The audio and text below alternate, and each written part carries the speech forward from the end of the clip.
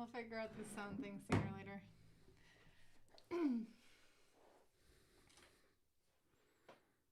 Quick! It's time for the live stream. My name's Heidi. And I'm Toby. Welcome. Welcome to the live stream event on Crypto Tips. Can you guys give us some feedback on the microphones? I'm trying to figure out how to keep us all on monotone, or on mono, so everyone can be hearing us. Looking forward to your feedback in the comments.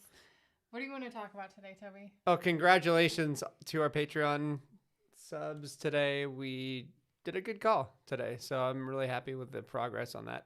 So yeah, we're planning on buying some more coins later. Not sure which ones, just doing a little more research, and we'll get back to you guys. So we'll let you know within 5 minutes of us trading. So yeah, have fun. Yeah, those are the perks of our Patreon group. Yeah. If you guys want to join that, the link for that is always down below in the video description. And always, you guys, be wary of all of the scammers. It is a telltale sign of the bull market kicking in. I have impersonators. CryptoLark has impersonators. Naomi Brockwell has impersonators. Everyone has an impersonator trying to say that they have an investment manager, secret algorithm for mining, guaranteed profits kind of thing. It's all a scam. Don't fall for it. They're in the comments everywhere. I can't be tagging them all the time and blocking them, so just be wary. Anyway. Okay, glad that the sound is doing good for you guys. So thank you everyone for checking in the live chat. It's great to see you guys here as always. Josh Atkinson, Nick, Steve V, Johan Hoffman, RJ, Trenton Paul. Who do you see? Pedro, DX, Edward. What's up, Dan? Will, Chris, Future Balance, Noli One, Eclipse Mentale. Nice. Good to see you guys. Yeah, okay. So what a cool week we've had with the whole like silver squeeze and I want to talk about it. It's going to be really interesting. I think we'll have a different take on this. I mean, you did a video about it last week, right when it was really happening. I talked about it in the newsletter. It's a free newsletter I put out, so you guys can always keep in touch with me, get updated on all the videos that I put out. Again, a link to that free newsletter goes out every Sunday is in the video description. So let's talk about what the heck is happening on Wall Street and Reddit and Wallstreet Bets and what that could mean for the crypto space. It's a big thing happening. It should be making you excited, at least a little bit. And hopefully it's waking up a lot of people for the kind of control and manipulation that is happening on Wall Street. And I'm actually seeing a lot of Twitter feeds of bankers. Hi, Jan. Being like freaking out about this, like saying, hey, Luke Radowski on We Are Change, he posted something on this one banker guy. He's saying, hey, this is like really dangerous. This is going to lead to a lot of people getting hurt. You could lose 80 to 90% of your value, your money, because you're staring at a Robinhood app, which is so unproductive. That's what he's saying to people. I'm like thinking to myself, wow, unproductive. What's 160% shorts on your position in shorts? Naked shorts? Yeah, pretty much naked shorts. I mean, talk about recklessness. These guys are they're finished, in my opinion, because they've really screwed over an entire generation of traders. And these bankers are pissed off because they've never been on the losing side of a trade before. Never. It's all inside information. They're pissed off, and the government obviously they have the government in their back pocket. Whoever votes for a president, that president works for Wall Street. It doesn't work for you guys. So just letting you know, regardless of who it is, I'm political atheist, whatever. Yeah, I'm going to address some of the comments happening right now in the live chat. Mark D, he asked, have you guys heard that it turns out the largest mining pool, F2 pool, has been doing most of the selling these past 3 weeks, up to 14,000 Bitcoin a day? Sure. I mean, that happens every time after a halving event and especially after the price adjusts for that limited amount of Bitcoin that they're actually being rewarded for their work. They need to pay the bills. They need to support the facilities and those huge mining rigs that they have running, not to mention the employees that they have. Yeah. It's always been kind of a source of FUD for, you know, the sell pressure of Bitcoin. It's always kind of there for these mining operations. It doesn't bother me much. If anything, it's providing a little bit of a dip for people to get back into Bitcoin, or into Bitcoin if they haven't yet, or, you know, that elusive dip that everyone's looking for. But I mean, on the flip side, somebody's buying that, and guess who's buying that? You know who's buying it, and you know, that's those huge money people are soaking it all up. So, you know, that's why you're not seeing it crash to, you know, 29,000 or 28,000 or whatever. It's just, exactly. you know, it's getting bought up like immediately, and it's over the counter trading as well. So these people have probably contracts or whatever with big money, and so they are go ahead and buy it right away. So and I wouldn't worry about it. That actually is what usually happens again after these halving events, is these miners put sell pressure on the market. But what's different this time is that they have a whole lot of eager investors that are willing to do, again, over the counter trades with these miners so they can get those virgin Bitcoin. So maybe, you know, finally this is making it onto the public markets, and that's why it's really affecting the price. Perhaps that's what's affecting the price this time around. Brad 21, you have a, you know, interesting comment. Exciting times ahead, it seems. Silver's starting to break loose.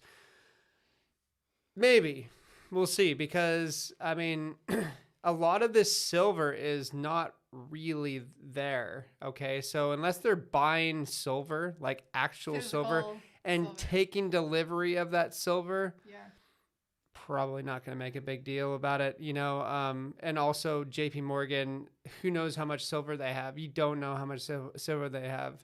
These people are as non-transparent as as your federal government. So, you know, who knows? But I see this as a really cool thing that's happening. I hope it continues, but I'm questioning it, because, you know, I remember back in 2011 when silver hit $50 an ounce. And then they destroyed the price of silver, like, immediately. And so, you know, we'll see. You know, yeah, this is a brand new thing of what's happening. You have lots and lots, like, hopefully, I think, like, millions of people potentially buying silver, you know. So if they're buying the physical, sweet. If not, I don't know. But also the CME and the LBMA, they set the price for silver. It's called even in London, they call it the London Gold Fix. So gold, silver, whatever. So it's the London Gold Fix. So they're fixing the price. It's out in the open. Like, everybody knows they're manipulating it. Everybody knows that the regulators are in their back pocket. So, which actually shows, it's something to think about, is you can't trust any part of your government. Literally, they're meant to be there to literally keep you poor, to lie to you. That's all they're good for. They're literally good for nothing else. I mean, and if you don't believe it, you have to wonder how the heck the housing market got to be how it was. 2007, with the kinds of AAA loan. What are they? AAA rated loans? No. Sorry. The packages, the loan packages. They were compromised of severely risky loans, mortgages, basically, is what that is, and they're packaged together. And these rating agencies admitted to giving out false ratings because they knew that if these big investment banks weren't going to them, they would be going to their competition. So they were knowingly subprime loans. Yes. Loans. Yeah. Sorry. So it's okay. Subprime loans. They were knowingly and willingly going to these. And they bought the rating agencies as well. So, like, exactly Standards and Poor's. No, exactly. That's Standard and Poor's. Yeah. Like. They were knowingly and willingly putting out false ratings of these loans, knowing how risky they were, but packaging them and displaying a AA rating, AAA rating even, for these extremely risky loans. And they were just passing the ball around, making billions of dollars off of this, and people's pensions were mixed up in these, people's My retirements. father lost People's pretty much mortgages. everything. And it was like they all knew what was happening. They should have known what was happening. So for those of you who have so much faith in the government or these regulatory bodies as having your best interests in mind, the only interest that they have is the amount of money coming into their pocket. Yeah. And guess who is very readily and able to fund them are people like the Federal Reserve and these big hedge funds, investment banks involved with the Wall Street and manipulating really the Wall Street. Art Guy, thank you so much for the super chat. Keep up the good work. Thanks. I'll try. Thanks, Art. Appreciate it, buddy. So for those of you who haven't watched the movie The Big Short, I really, really encourage you to do so. Also, I put out my newsletter yesterday. Yeah. I included a link to this interview with Chamath. Don't ask me to pronounce his last name. I'm kind of on the fence about the guy, to be honest. His views of Bitcoin and kind of being a maximalist. He's a noob on Bitcoin. He's new.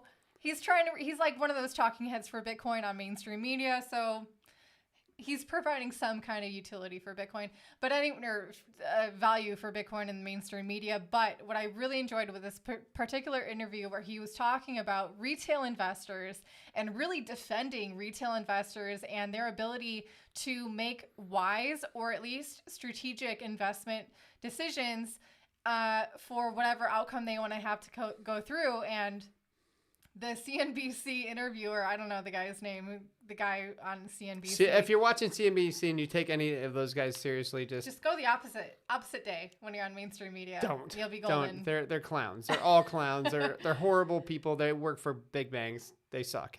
But anyway, so really, he kept talking about, is this really momentum? Is there any real fundamentals about GameStop or AMC or BlackBerry or whatever these kind of stocks that this Wallstreet Bets Reddit group, really 2 million plus people are trying to I sound far away. I know. I'm trying to figure out the microphone situation, guys.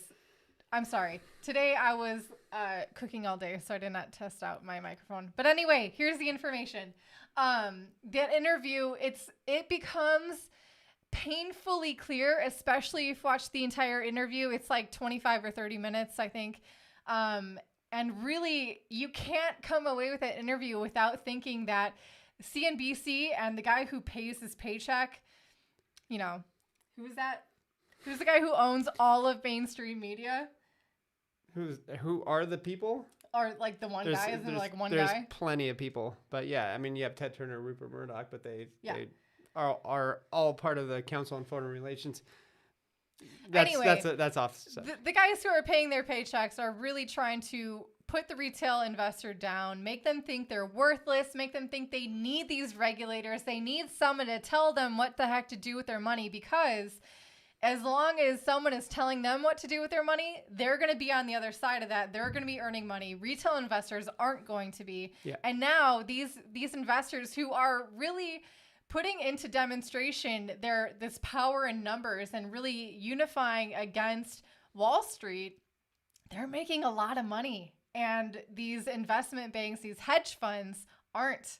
They are pretty much getting called out for their really irresponsible investment strategies. And now the CNBC interviewer is kind of being like, oh, I feel bad for the retail investor. They're going to be losing money. They're not. They're actually really not. It's the other side of that trade that is bleeding and needing a government bailout. Yeah. So, and also, I mean, to go back to what happened recently,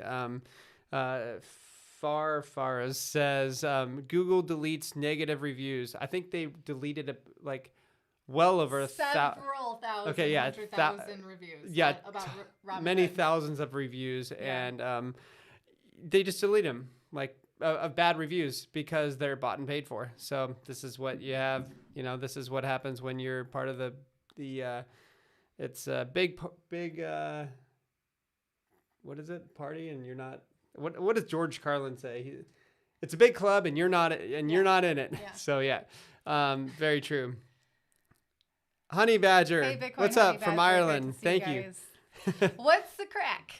I've heard that phrase. What's the now. crack? That's the Irish phrase. So this stuff is going to blow up into the crypto space, I think. Yeah. I think a lot. And that's why I did a trade alert today, because I really have to get my mind around where I think the money's going to be going. We've studied decentralized finance for a while now, and I think I kind of have a clear idea of where the best place to put our money is. And that's why we did the trade alert today, and it happened to blow up 16% since we did it. So that was awesome, guys. Yeah. But also too, okay, let's play devil's advocate here for a second, because we are seeing this kind of directly bleeding, I'm just gonna use that phrase, into crypto now, where Wallstreet Bets or Elon Musk is also known for like name dropping Dogecoin. For those of you who don't know, I mean, this is now, I'm getting asked by people from in my past and from all over like these Facebook groups and on my Patreon and everything about Dogecoin. Dogecoin was created as a joke. And the fact that it still exists actually says a lot about the powerful strength of network effects. But honestly, Dogecoin is a joke. It's definitely not being built to like disrupt much. If it's not really trying to be innovative at all. It has an unlimited supply of coins. So it's not the next Bitcoin. Certainly, there are some very different fundamentals between Bitcoin, and if there's any fundamentals about Dogecoin, it is just its network effect and the fact that Elon Musk is always tweeting about it. So this whole concept of like, retail investors, sometimes we've called them dumb money, let's be honest, because sometimes they are. Only when they're taking investment advice from mainstream media.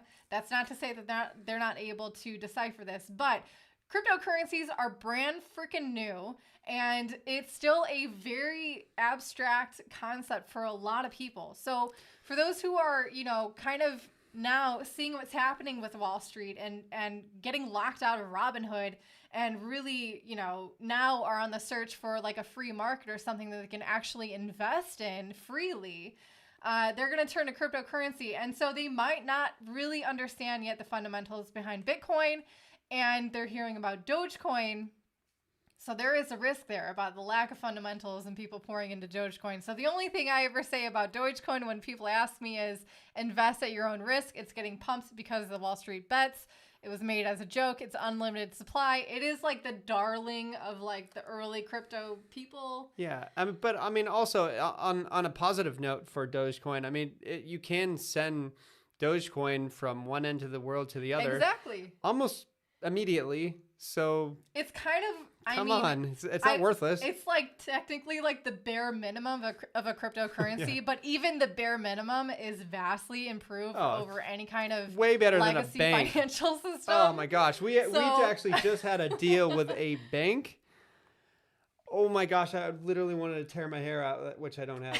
So like crazy, like frustrating, guys. Like I'm thinking to the bank guy, was like, hey, this is going to take about 4 days. It's not open it was a Friday. So we had to wait 2 extra days for it to have our 3 business days or whatever. And finally it goes into our Bitstamp account. And then they're like, oh, where did the money come from? Well, where blah, blah, blah, blah, blah, blah. All these random questions. I'm like, my gosh, like really?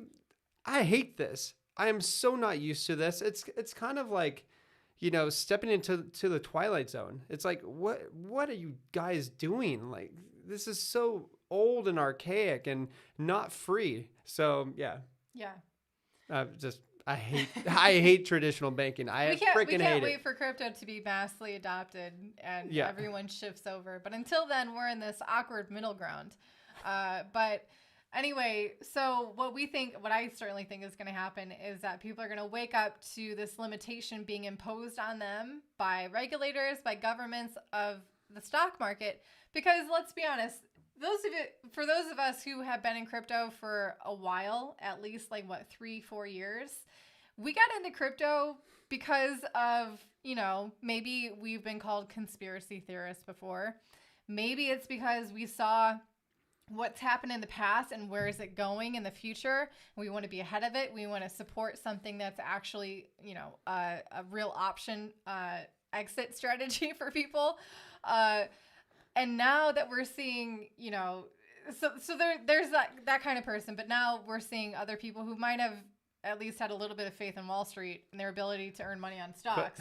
But I mean, now they're waking up to like, actually, that nightmare is a reality. But I mean, okay. So when people say you're a conspiracy theorist or whatever, I've been called that so many times. I'm like, the only thing that is two people coming together in secret. Doesn't the Federal Reserve go ahead and do that? Do you know how the Federal Reserve was started in 1913? Actually, 1912 and into 1913. It was like started at a place called Jekyll Island. And all these bankers and multi-billionaires, the richest people in the world, came together. Instead of competing against each other, they decided to work in unison. And they did this in secret. Nobody was allowed to go in there. That's a freaking conspiracy. That's true. It's true. And so conspiracy, those are happening all the time. Anybody that discusses anything in private it's conspiracy. Yeah. That's it. I want to address this comment by Bryce David. I'm actually really glad you said this. Crypto is owned by Chinese whales. Everyone will get wrecked. That is the exact... Okay, crypto compared to the stock market is a tiny, tiny little baby. And the whole concept of what we're seeing happening to when retail investors come together versus Wall Street, which is these investment banks like Goldman Sachs, JP Morgan, these massive hedge funds, multi-billionaire behemoths. What we're seeing them do to Wall Street is very easily also accomplished in the crypto space because it's so freaking tiny right now. So for this kind of FUD of like whales versus retail, it seems like they have all this control. What we're seeing play out in Wall Street is very easily also accomplished in crypto. So don't lose faith in retail. Don't lose faith in individual investors having access to free information online, which is what our channel is really all about, is trying to educate people on the fundamentals, on the long-term perspective of cryptocurrencies and holding it for the long term, not having weak hands, how to have strong hands. That's what we're all about. So for those people who think, whales just manipulate the market, what are they going to make you sell your Bitcoin? Do you know anything about Bitcoin? That's my whole passion in life, really. That's why this channel exists. That's why we're doing these live streams. Well, Brad, you brought up a good point. $1 trillion dollar market cap infant. Well, that's $1 trillion for the entire space. I mean, Bitcoin right now is at 622 billion. That is, the gold market is way higher than that. The silver market's way more than that. So it's very infant. Like, guys, we are still in price discovery mode. We aren't just like, we're early. We are really early. Mm-hmm.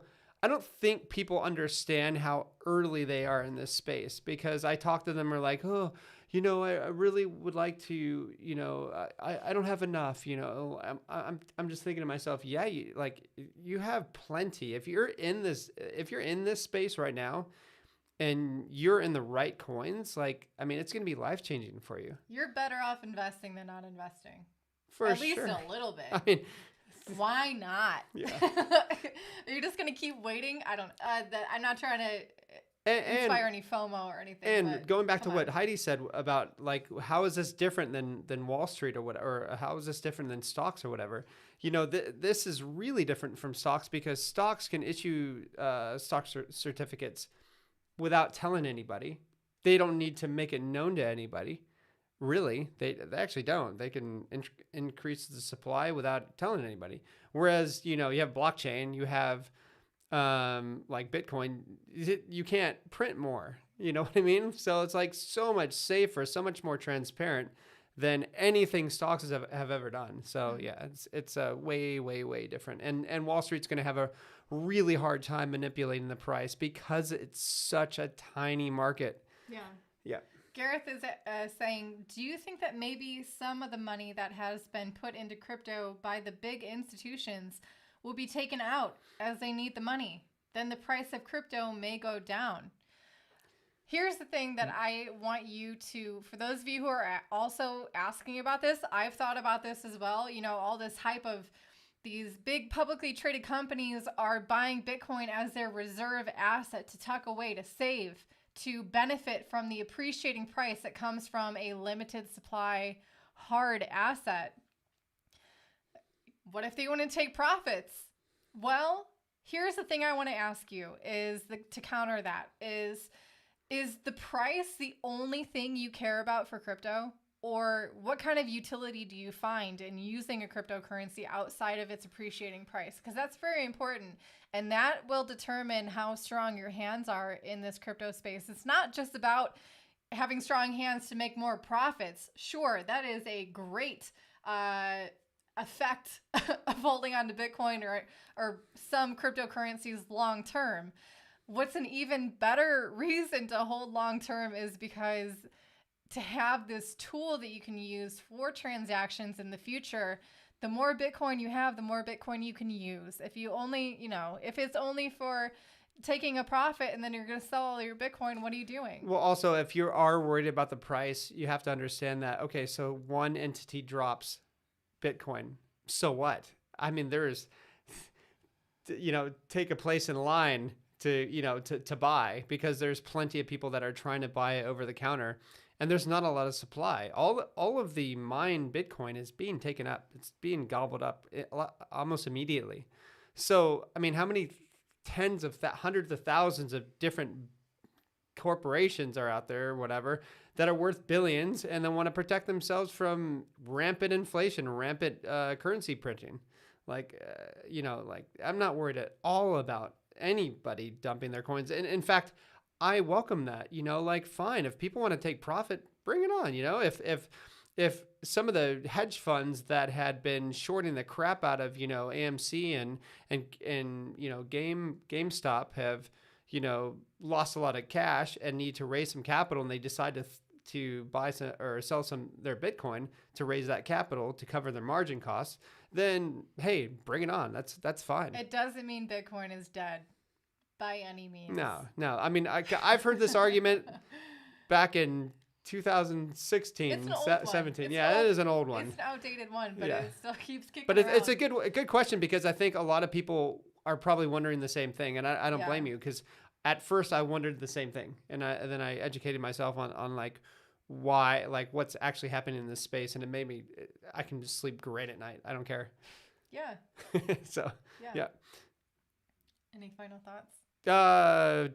G stands. $200-400 trillion liquid assets are invested suboptimally. Guess what? Yeah, there's a lot of currency floating around out there, and it needs to find a place to put. It just needs to find a place to settle down. So I think Bitcoin is going to be massive in this, especially when you have Elon Musk going on, Twitter and posting or having the Bitcoin symbol on there. That goes a long way, because that's going to inspire potentially trillions of dollars of capital to flee into Bitcoin and to other things like Ethereum as well. So I think Ethereum is so undervalued, guys. I keep saying that. It's just ridiculous. It hasn't even, we haven't seen anything yet in that. Yeah. It's going to be fun. A lot to come, guys. So anyway, thank you for tuning into this live stream. It's going to wrap it up today. Really appreciate all you guys interacting in the live chat. So we'll be coming to you again next week, as always, every Monday at noon Eastern time. We'll see you then. Until then, stay happy and healthy. Bye, guys. Bye.